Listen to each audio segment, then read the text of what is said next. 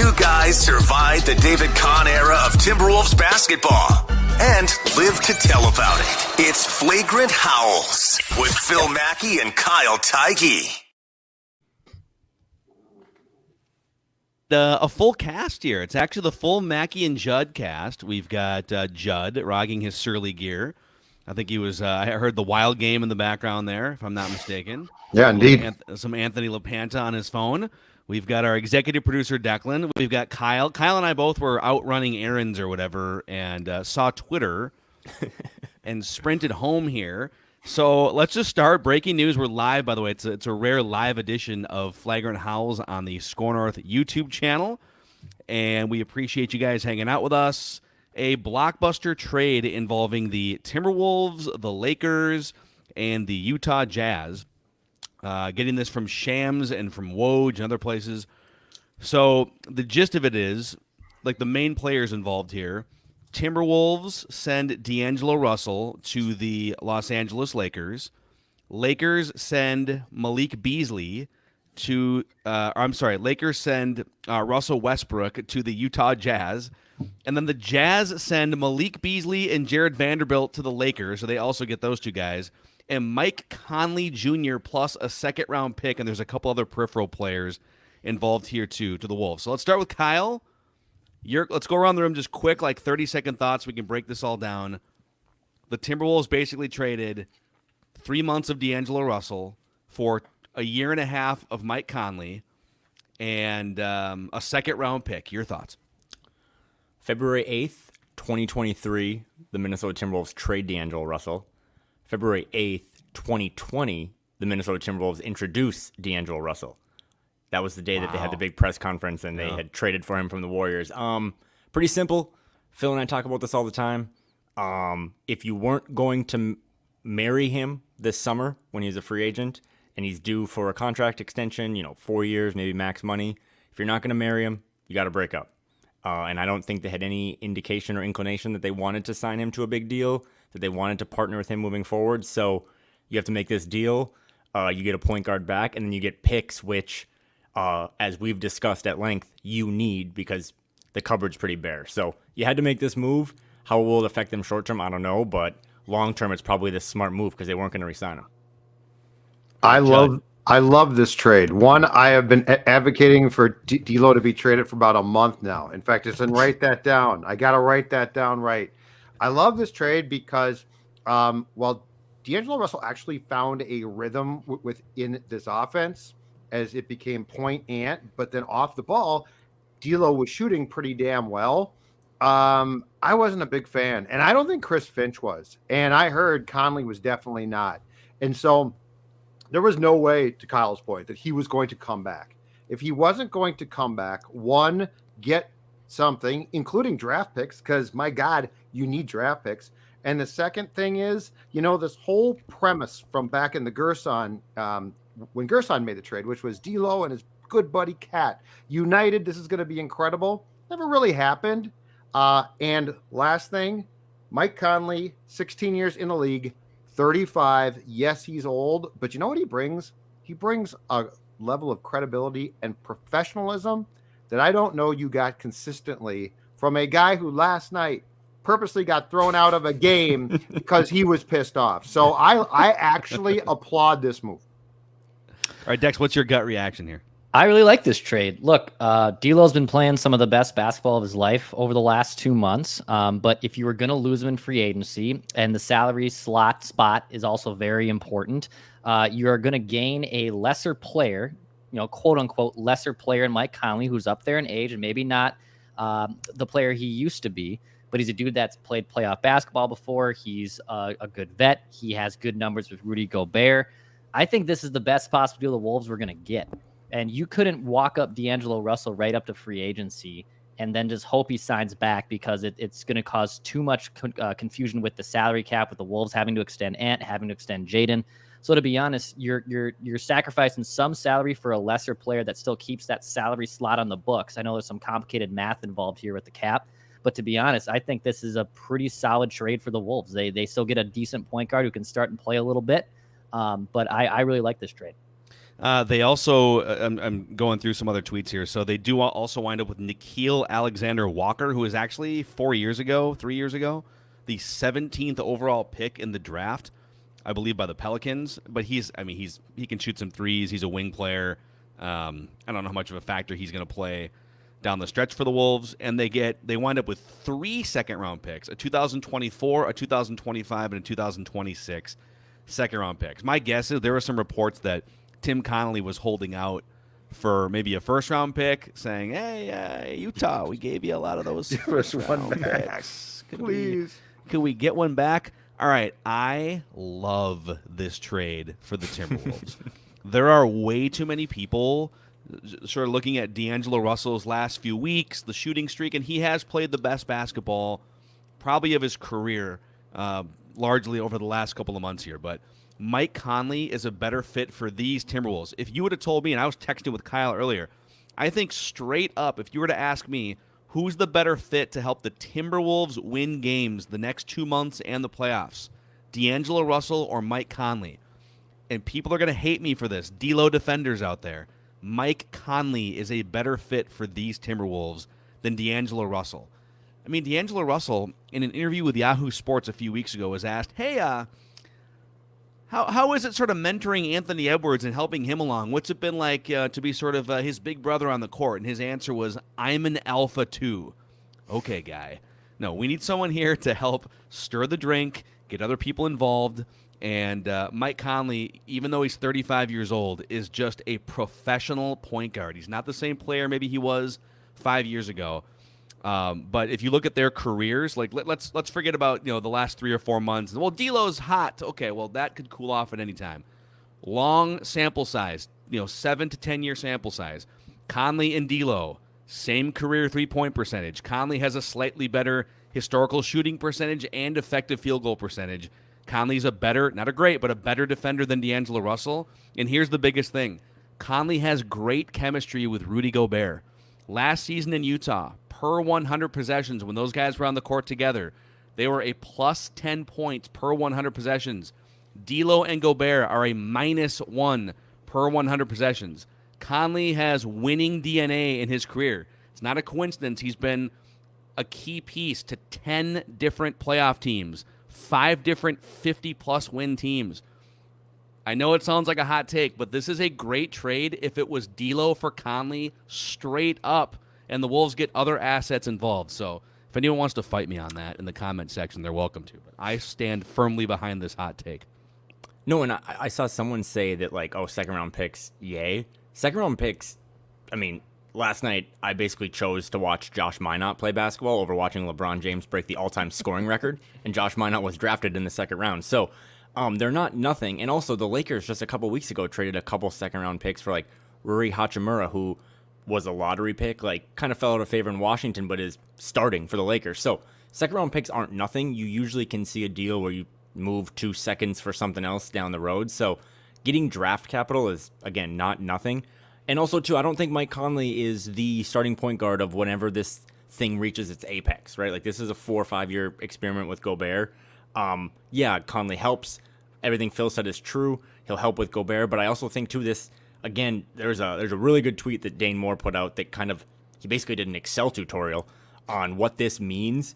And this just gives the Wolves more time. Basically, It allows them to, like, sign another lease rather than go month to month with D'Angelo Russell. They didn't want to do that anymore. They do want to get a house at some point. They want to find the perfect point guard next to Ant.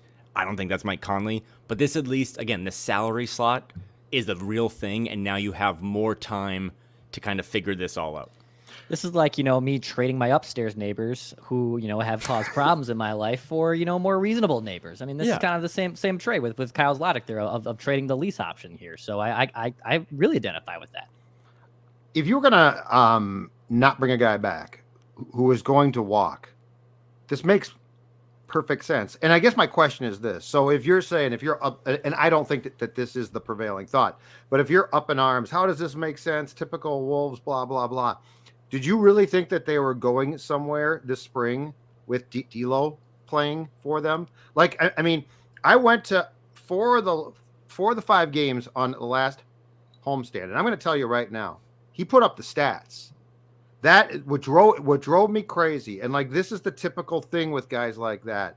The game that they were getting blown out and they were playing just awful. And in the fourth quarter, here comes D'Lo, and he starts hitting, and he's getting credit on Twitter. Look at D'Angelo Russell staying engaged. No, there's no pressure now, and he's putting up the stats. So I think that this is firmly a two-pronged thing. One, Gerson wanted to get out at the time from Wiggy, and we can debate that or not, but there's no question about that, right?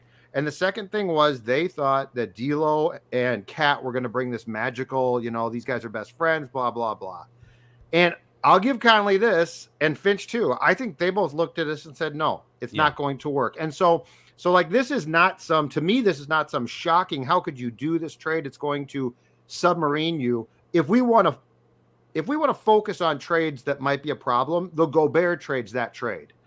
This trade to me is digging out from under and contractually probably doing a smart thing. And to Kyle's point too, Conley's known for what? Conley is known for, right or wrong, and I think it's right, maximizing second round picks.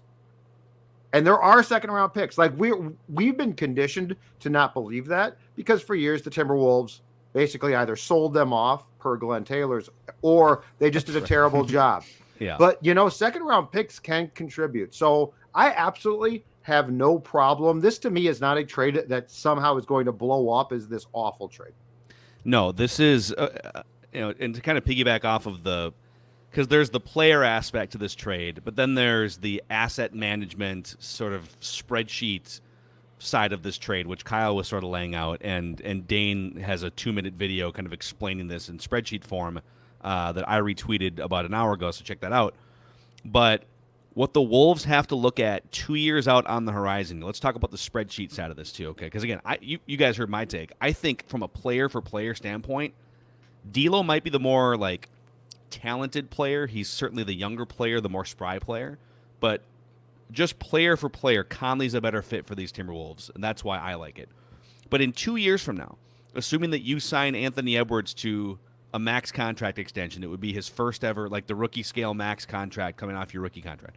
Mm-hmm. Jaden McDaniels is going to get $25 million a year on his next contract. If you keep Cat and Gobert, and right now those guys are on the roster, with those 4 players alone in 2 years, you are projected to be at least $10 million over the salary cap, $20 million from the luxury tax threshold, and you haven't even filled out the other 8 to 10 players on your roster yet. So there was really no way they were going to re-sign D'Angelo Russell for like $30 million a year on a 4-year contract, because that would then put you $10 million into the luxury tax with 7 or 8 or whatever more slots on your roster left. So re-signing him, unless you were going to get rid of the Cat contract or flip Gobert a year after you traded, the farm for him, there was almost no way they were going to re-sign D'Angelo Russell. And so if you can flip the expiring contract for, in my opinion, a better fit for your team, you get Conley through next season. You could either have his money come off the books, you could flip that contract for something else. You get, like Kyle said, you're leasing an asset for 1 more year until you have to make a decision on it, and an asset that might actually help you more. Remember when the Timberwolves 20 years ago traded Stephon Marbury for Terrell Brandon, and people were, oh my God, this is the end of, well, when you get rid of the shoot first, undersized, sort of me first, not a team guy, point guard, undersized guard guy, and you bring in someone that's looking to facilitate and actually make his teammates better with some dog in him, you might be surprised at how many games you can actually win by saying goodbye to a player like that. I just don't think D'Lo is a winning DNA player. And so I continue to look at this and say, wow, Tim Conley, this was a nice little trade deadline pickup, Kyle. My dad's just a massive you are what your record says, and then he applies that also to like resumes and stuff. Like you can't pretend you're the president if you've never like left an entry-level job. So I say all that to say like there's really good Russell stuff. He was a big reason that they won that play-in game. I always, Conspiracy Kyle thinks that D'Angelo Russell's the main reason Karl-Anthony Towns didn't demand a trade after the whole Tibbs fiasco, because him and Carl are tight, D'Lo and Cat. Maybe not as tight as people think, but that bridged kind of the gap to then getting Ant, getting Jaden, and having a happy Carl, and then whatever they do with Carl down the road. But in the same vein, you are what your record says, you are what your resume says. D'Angelo Russell's 26. This will be his 5th team. That's not nothing. And I'm kind of more pro D'Lo than I think others, but like this is the 5th different team. Obviously, he was drafted by the Lakers, but at some point that kind of factors into to what Phil was saying. It's like, no one's ever wanted to be married to him. When Brooklyn could do better, they did better, and when Golden State could do better, they did better. And Minnesota now thinks that the salary slot of Mike Conley and these picks is better than, and this sucks today because we're not going to know the answer today, but it'll be interesting to revisit this summer when you see what D'Lo's extension numbers are. Because if they are 4 years, 145, that might change how you think of this, because I don't know if that's anything that a Timberwolves fan would want to pay. Exactly. And I think you're right about the Cat thing. Like, there's no question that when they got D'Lo, that, at that time, it definitely was to appease Cat to a certain point. But, Kyle, that was before the Ant thing had started, really. Yep. And like the other thing that I like is Mike Conley, in my opinion, is going to have a positive effect on Ant. I don't think D'Lo's style and play and personality did. And so I'm not nearly back then. I guess I was in lockstep with the Wolves executives who were very concerned about Cat. We got to keep him happy. You don't want him demanding a trade. You don't want, and I mean, Phil and I talked about that on the old show a lot. Well, that's really changed now. And this is Ant's team, and Ant's a different personality. And as much as I think that Ant is a mature player at times, not all the time, but he's certainly a very talented player. I also think having ultra mature adults around him helps. And I can't say that I saw that in D'Lo. I think Conley's going to bring that. And just frankly, at this point in time, I'm not nearly as concerned as I was a few years back about Cat. And Cat to me has to come back and fit in. This is not Karl, what can we do for you? This is Ant really has separated himself. He plays in every damn game, deserves credit. And now it's, okay, Cat, you're back. But this is going to be incumbent on you to fit in. We don't need to just go out of our way to please you. When that trade was made by Gerson, they definitely did. So on the you bring up sort of the maturity angle of this too, and Kyle and I, before the season started, it kind of started off as a joke, and then we actually did leadership power rankings on Flagrant Howls. And it was a hard exercise. B, I think Taurean Prince was like atop that list at one point, and then maybe Austin Rivers was. D'Lo was nowhere near like the top of that list at any point. Kyle, if we were to update our leadership power rankings with the Timberwolves, Mike Conley is definitely. I mean, he's not going to come in right away and like direct traffic on his first day. Is he going to play tonight, or is he going to sit? Because they're playing Utah tonight. As they were recording this at like right at tip off of Timberwolves Jazz, I just saw a tweet that Nickeil Alexander-Walker like essentially just walked across the arena and is now in the Timberwolves locker room shaking hands. It's been done before. D'Angelo Russell is probably on a plane to LA. No, I think to go back to what Judd said really quick, I think he made a really good point about. I think the Rudy Gobert trade is still a trade that was made to maximize Karl, and now we haven't really seen them play, but maybe to maximize the Karl timeline. When you're in the NBA, you only really reach your peak at like 26. That's when you start to really heat up. And by the time Ant's 26, Rudy Gobert might not even be on the roster. This move is about Anthony Edwards. This move is almost essentially saying, like, we believe this is Ant's team moving forward, because you're clearing the deck for what Phil and I talk about every week, like him becoming a Luka Doncic, him becoming kind of a younger Harden, like just putting the ball in his hands more and having a sidekick that doesn't really need the ball. D'Lo did a good job of that these last couple of months for sure, spotting up, hitting a lot of threes, but long term, again, if you pay D'Angelo Russell 4 years, 150, you can't just have him be a spot-up shooter. So this seems like a move that embraces the Anthony Edwards timeline a little bit more. But and then again, too, I can't stress it enough. This team spent like $950,000 of their budget on a house. Like, they need second-round picks. They need some sort of asset. You can trade 2 seconds for a late first during the draft. So that's not nothing. I know it's not sexy. I know it's not the Lakers pick, but to be able to hold out and get those 3 seconds it's not even propaganda. It's like, that's a real thing. This team needed any asset they could get.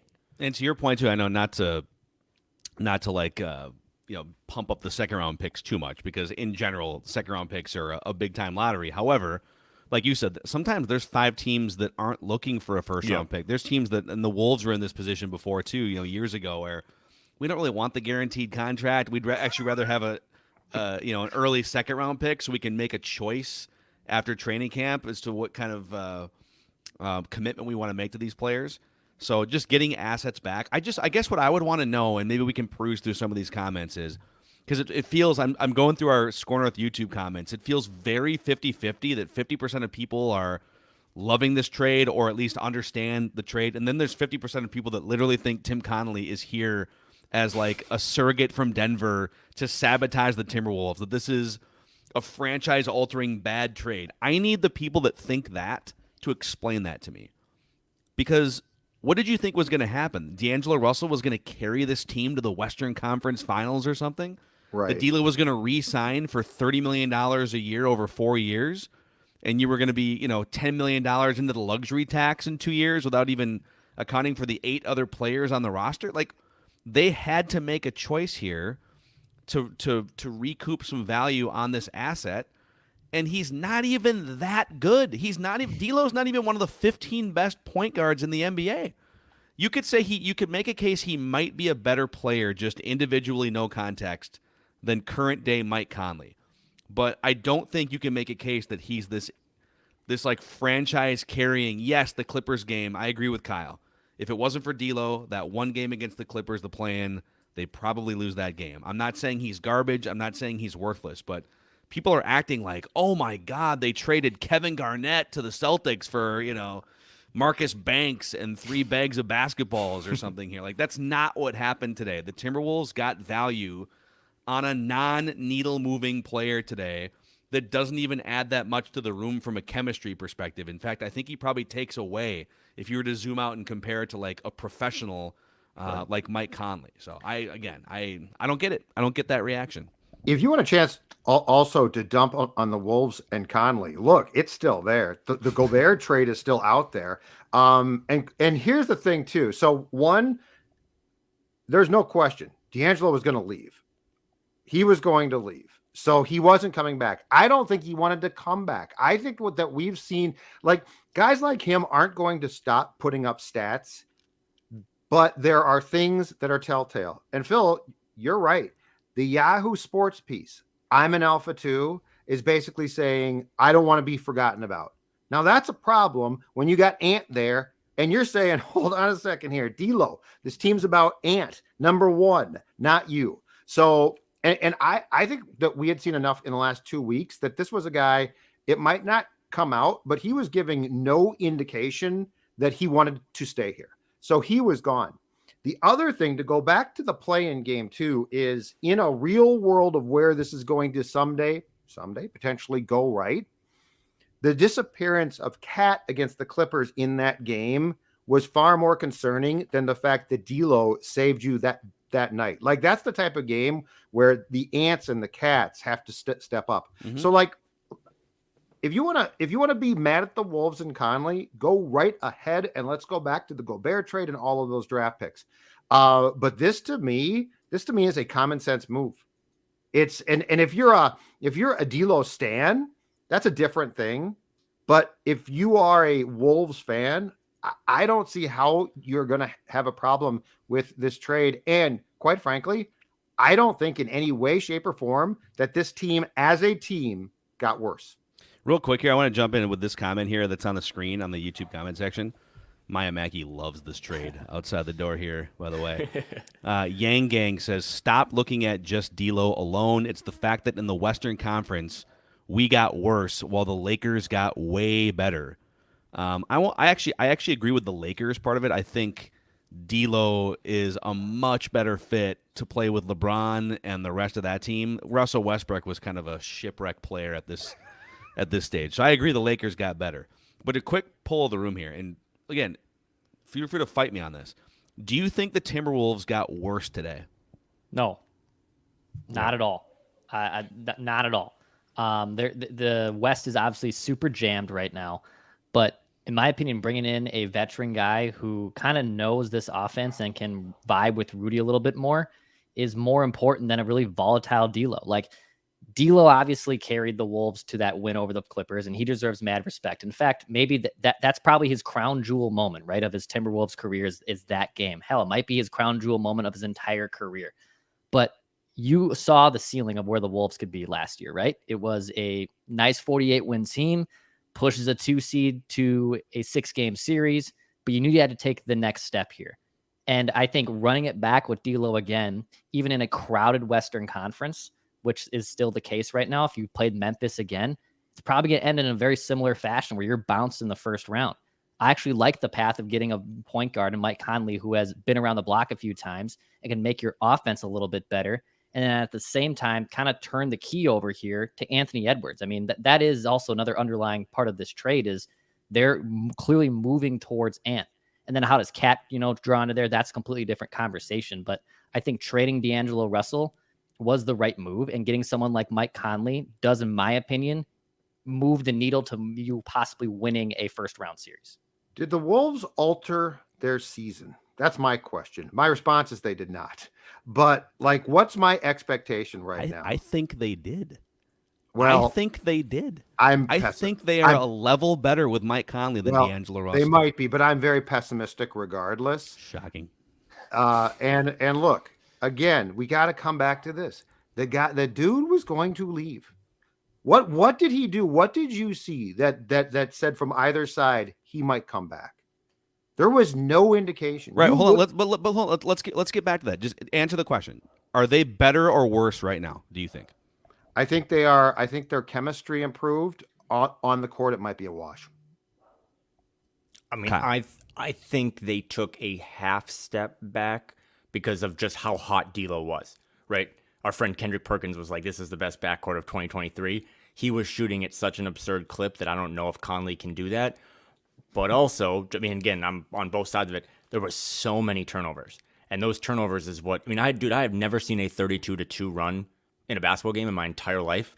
And that was all because the Timberwolves were just turning the ball over left and right against the Nuggets. So they're going to need more shooting. They're going to need Taurean Prince in that lineup. They're going to, if they don't move Jalen Noel prior to Thursday, they're going to need him to be better shooting.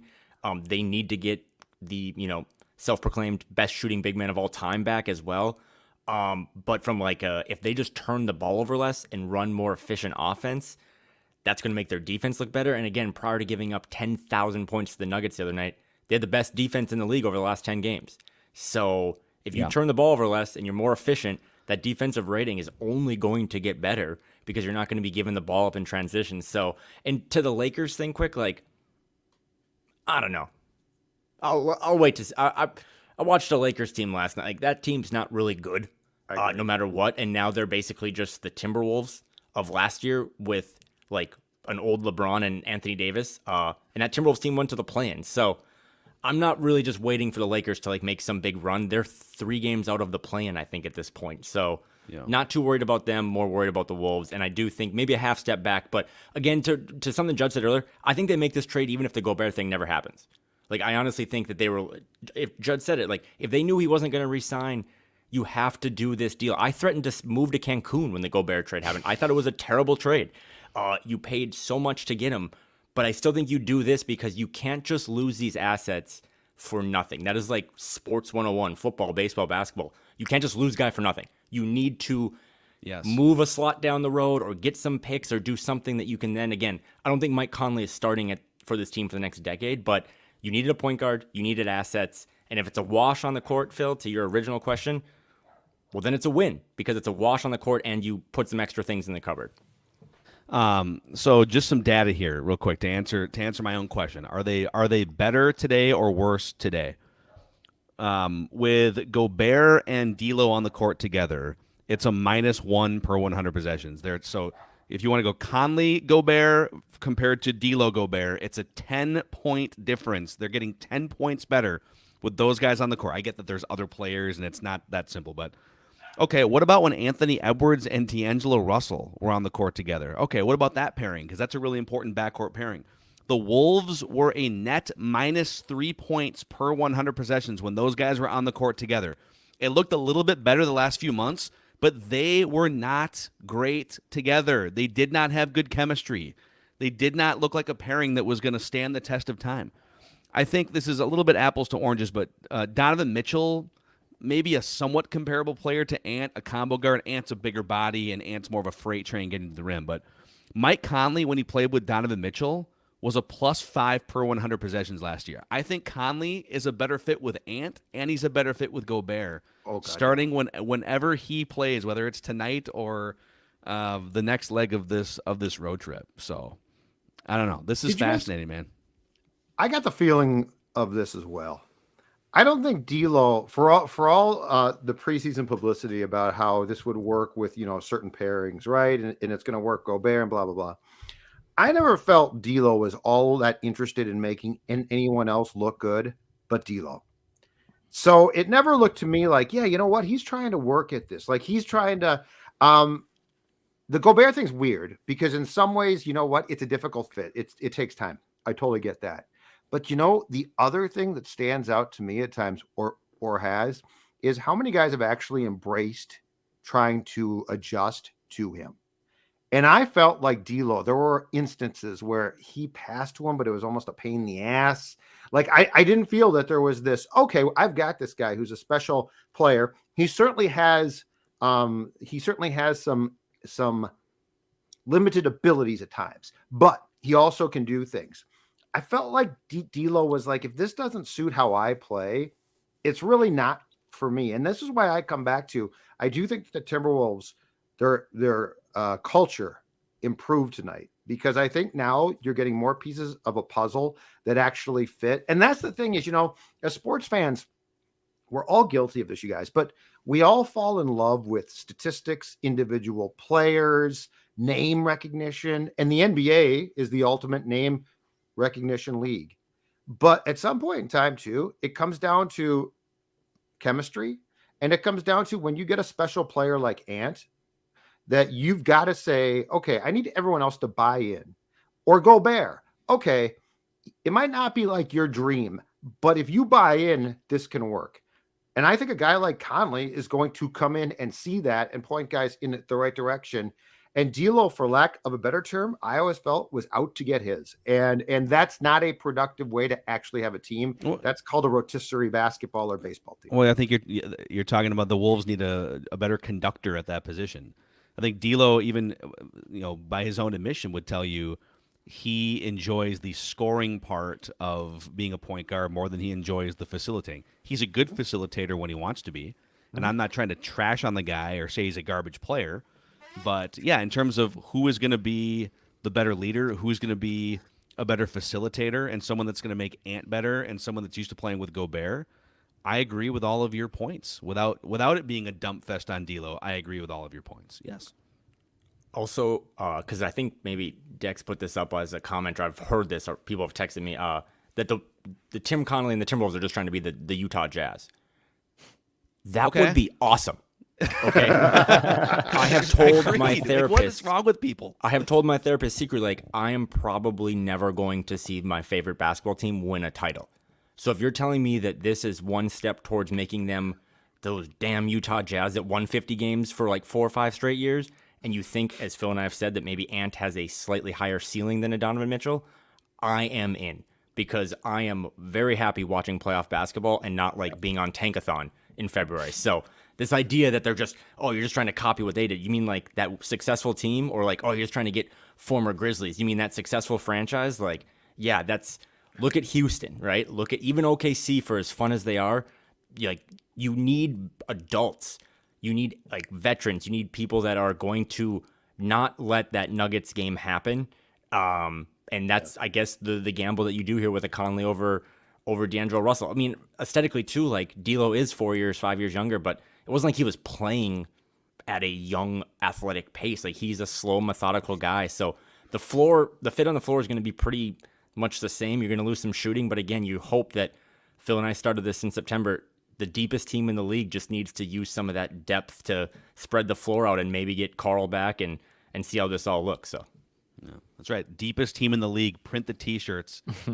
Deepest team in the league. Trademark the banner. Put the banner up at Target Center from the rafters. We're the deepest team in the league. By the way, Naz Reid is playing tonight, so he hasn't been traded yet. But they do still have another day before I don't think he's going to get traded. I I don't think think he this will was either. the Wolves' move here. Maybe Jalen Noel gets traded, but I don't even know what you would be getting. I think for this him at actually point. maybe I'll have to consult with our cap guru, but I think this actually increases the likelihood that Nas stays. I think you just sign Nas, move into next season, and just kind of figure it out, right? Like if you go above the luxury tax or you're in the luxury tax, you don't pay it that day. You get Put it on A-Rod's tab. That's yeah what you time can do. yeah. Seriously. Mark Lowry told me he'd pay. No problem. Don't even get me started. Just as soon as he pays for the team, which we don't know exactly when that's going to happen, but don't worry about it. Oh, they It'll made be their fine. December payment. It's the They made Wolves. It's the Wolves. It'll be fine. What could go wrong? So another thing too, there's a lot of comments here. I'll put one of them on the screen here. This is the same guy spamming in all caps here. Little Doug 4L. We see your comment, buddy. You don't have to post it 500 times. It's not that, Mackie. We lost the Gobert trade. They gave up too much for Gobert, but the Timberwolves are still in the mix for a 3 seed in the Western Conference. When Gobert's on the court, they are one of the best defensive teams in the NBA. They just brought a point guard in to make the Gobert offensive side of the ball potentially even better. Yes. To say that they have like made this epic mistake on the Gobert trade front without letting the season play out. What if I were to ask you guys, let's say they win a first-round playoff series. Would you consider this season a failure if they won a first-round playoff series for the first time in almost 20 years? My Success. I'll Huge believe it when I success. see it. Yeah, that would There be, is a but there's a Judd and I will great literally chance hang for the this to banner happen. ourselves. Yeah, first round, I will put first Judd on my round shoulders. Western Conference first round champions 2023. Because like they could Peggy easily and get I'll matched up with go the, up the the ladder the- and hang it. They could get matched up with the Kings or something in the first round. I mean, they are in prime position to make the playoffs and maybe win a first round. Like until this thing plays out, I think we have to stop with the Gobert trade slandering here for a moment. Let's let the first season of it play out and see what happens. That's my only plea to these people. Beard Gang just chimed in. Another disaster of a trade. I don't understand how this is a disaster.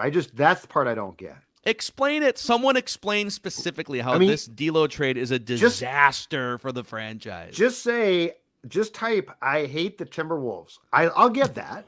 I am D'Angelo Russell's second cousin. And I'll I'm get here that. to defend him on the internet. But I mean, if you just assume that this team is going to screw up everything, I understand that sentiment. But this is not a disaster of a trade. I love it because I had turned on D'Lo about 2 weeks ago.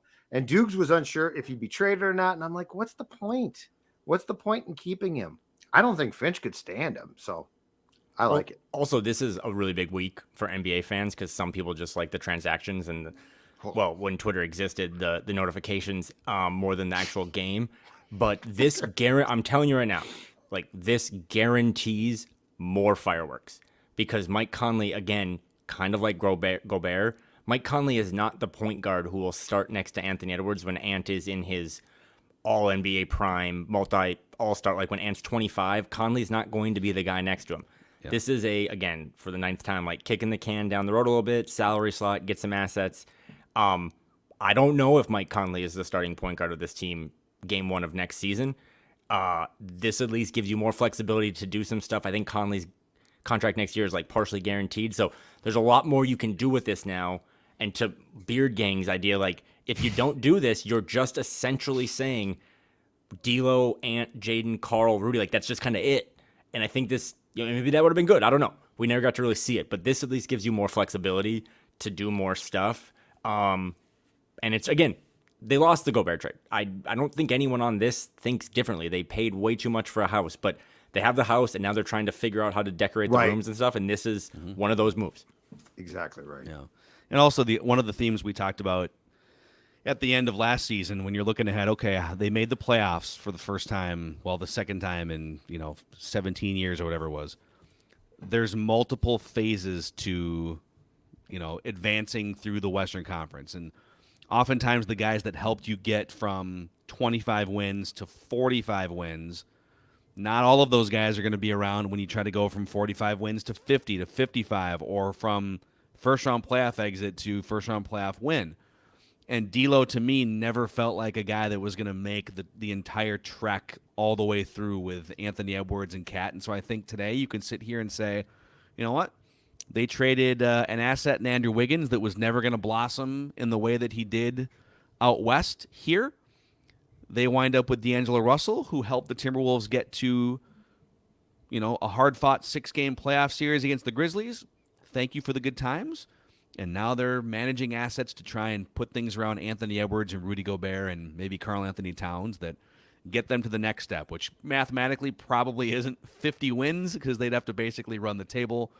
But it could still very well be a first-round playoff victory, which I think should be the new goal at this point for the next 2 or 3 months. Not wrong, but it's funny.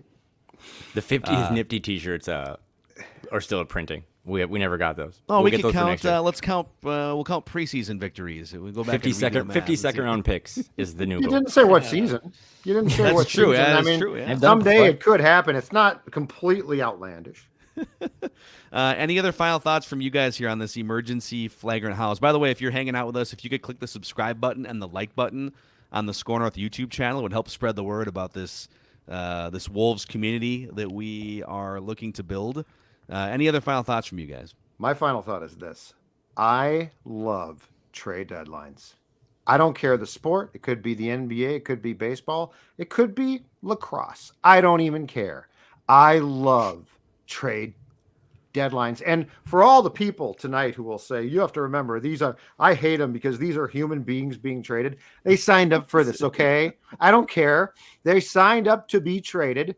And stuff like this, to me, is the most fun. This makes a sports fan be so much fun to see things like this. I love trade deadlines.